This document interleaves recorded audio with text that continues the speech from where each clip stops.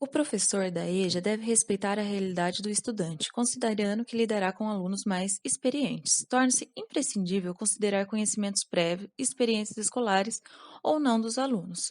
O docente na EJA é um mediador para que o adulto perceba mais sensivelmente o mundo que o cerca e amplie seu repertório para que consiga solucionar questões do cotidiano com mais propriedade. Por isso, o trato infantilizado é inclusive um dos motivos que afastam os alunos da EJA da escola. Assim como o planejamento das aulas é diferente, as dificuldades também mudam do ensino fundamental nas turmas regulares e nas turmas de EJA. Um dos grandes obstáculos, por exemplo, em turmas de EJA é o receio que os alunos têm de errar, por isso se arriscam menos, tendendo a ser menos participativos no processo de ensino-aprendizagem. O uso de textos do cotidiano, letras de músicas. Pesquisar o gosto musical dos alunos, por exemplo, além de estreitar laços afetivos, o que torna o aprendizado mais significativo, possibilita o debate de questões culturais e são atividades muito interessantes para a proposta de leitura e escrita, em qualquer nível de aquisição que os alunos se encontrem. O professor pode sugerir a reescrita da letra, a criação de uma nova versão, a correção ortográfica de palavras previamente modificadas, o uso da letra fatiada para montagem de texto. Enfim, pode-se propor uma infinidade de atividades baseadas em algo do cotidiano do aluno. Deve-se considerar também que essa troca de referências musicais pode ser interessante para apresentar a eles novas categorias e novos artistas. Folhetos de supermercados rendem boas situações para aprendizagem, matemática e de outras disciplinas. Quanto mais a proposta chegar perto da realidade do aluno, tanto melhor.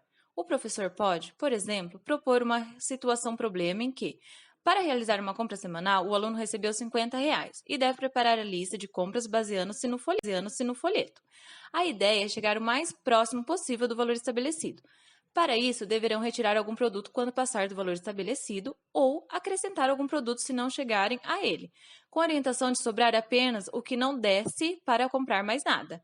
Essa atividade simula a situação real de compras no supermercado, o que os alunos da EJA e os professores fazem para adequar suas necessidades.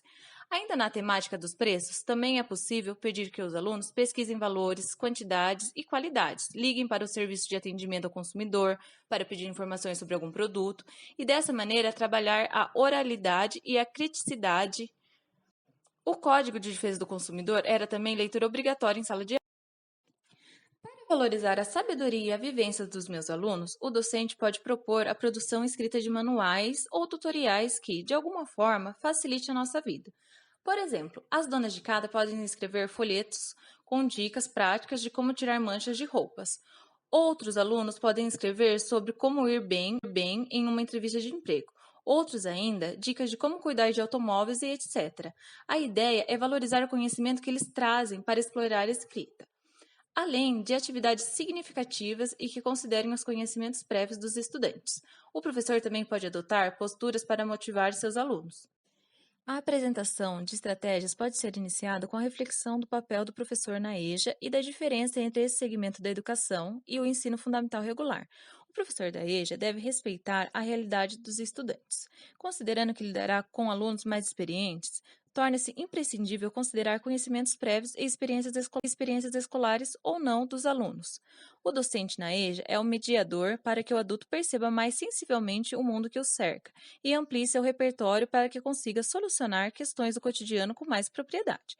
Por isso, o trato infantilizado é inclusive um dos motivos que afastam os alunos da EJA da escola.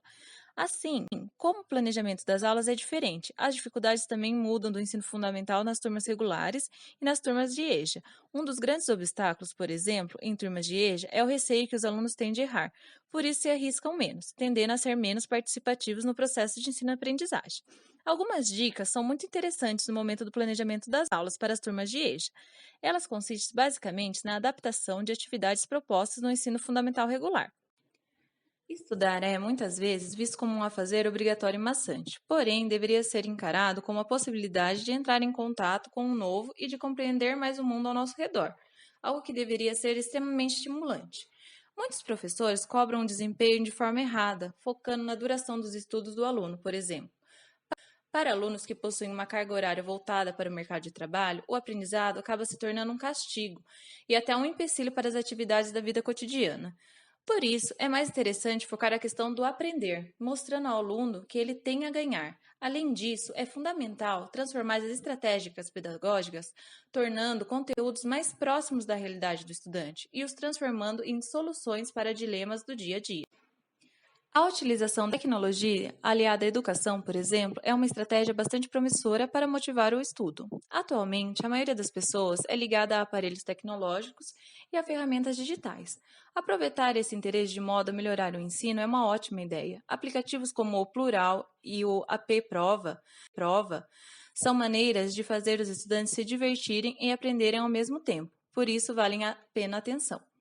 Propor atividades externas de modo a aprender a atenção e instigar o pensamento dos estudantes é outra ótima estratégia. É preciso saber manter foco nos objetivos, mas sair do lugar comum é mais do que recomendado. Além dos exercícios que envolvem a tecnologia, é preciso usar a criatividade para fazer com que as aulas fujam do esquema restrito ao livro, ao caderno e ao quadro. Nosso cérebro funciona melhor quando é constantemente estimulado e surpreender os estudantes com exercícios diferentes é muito positivo. Atividades diferenciadas são interessantes para contexto ao que foi aprendido em sala de aula, além de serem úteis para desenvolver e fortalecer as competências socioeconômicas dos alunos. Por meio disso, a escola estará incentivando os estudantes a se tornarem cidadãos integrais capazes de aplicar seus conhecimentos no dia a dia. Fazer com que os alunos atinjam um grau de excelência nos estudos passa por motivá-los a querer aprender para, a partir daí, ensinar com qualidade e receber resultados positivos. Esse ensino diferenciado deve deixar de lado, antes de tudo, o decoreba, para privilegiar o conhecimento mais profundo e aplicado do conhecimento no dia a dia dos estudantes, de modo que aquilo que o aluno aprende em sala de aula passa a fazer parte de sua vida, mesmo fora da escola. Por isso, é essencial tornar as aulas mais dinâmicas e práticas, aliando o conteúdo das disciplinas à vida real, por assim dizer. Relacionar aquilo que está nos livros às situações comuns do cotidiano dos estudantes ajuda a deixá-los muito mais interessados nas aulas. Dessa forma, o desempenho dos alunos melhora bastante ao perceber a utilidade dos estudos e a aplicação dos conceitos na prática. É válido, por exemplo, pedir para que eles observem o respeito as normas gramaticais nas revistas e blogs que leem, deixando a aula de português muito mais envolvente. Já no caso de matemática, é possível propor a atividade de observação das condições de pagamento das lojas que costumam frequentar, de modo a estudar os juros, parcelamento de valores. Ao longo do ano, por meio das ferramentas de avaliação de desempenho, é importante comparar os resultados e acompanhar a evolução da turma. Esse tipo de diagnóstico ajuda professores e coordenação a identificar as intervenções pedagógicas necessárias e a traçar estratégias de ensino mais eficientes. O educador ganha embasamento para, por exemplo, testar diversas formas de trabalhar o conteúdo e ver quais combinam mais com cada turma. Além disso, ao indicar exercícios, atividades e formas de avaliação múltiplas, torna-se muito mais fácil melhorar o desempenho dos alunos. A educação passou por um processo intenso de mudança em todo o mundo. Se, no século XX, os métodos de ensino foram desenvolvidos em torno da figura central do professor, no século XXI, o aluno assume um papel de maior protagonista. Assim, algumas atividades dentro da sala de aula podem atrair a atenção desses estudantes e incentivá-los a aprender cada vez mais. Uma delas é investir no trabalho em equipe. Essa prática estimula uma série de habilidades, como a de liderança, tomada de decisões, diálogo e compreensão. Na medida do possível, se empenhar para saber algumas características de seus alunos e da turma de modo geral. Além disso, tentar adaptar atividades para aquele perfil e descobrir formas de como motivar os alunos para a aprendizagem. Se a turma, uma vez mais prático, opte por trabalhos que estimulem a criatividade e que incentivem seus alunos a colocarem a mão na massa. Todo aluno gosta de ter um retorno sobre seus resultados e atividades elaboradas dentro e fora da sala de aula. Se ele se engaja para apresentar um trabalho com qualidade, ele espera que o professor reconheça as qualidades do que foi feito. Isso também vale para as críticas. Nesse caso, optar sempre pela construtiva, para que o estudante saiba onde errou e o que pode fazer para evitar uma nova falha é o ideal. Após a adoção de estratégias de ensino, é importante que haja uma roda de conversa com os docentes para que os mesmos apresentem seus pontos de vista, principalmente sobre o que acham possível de realizar em sala de aula ou não.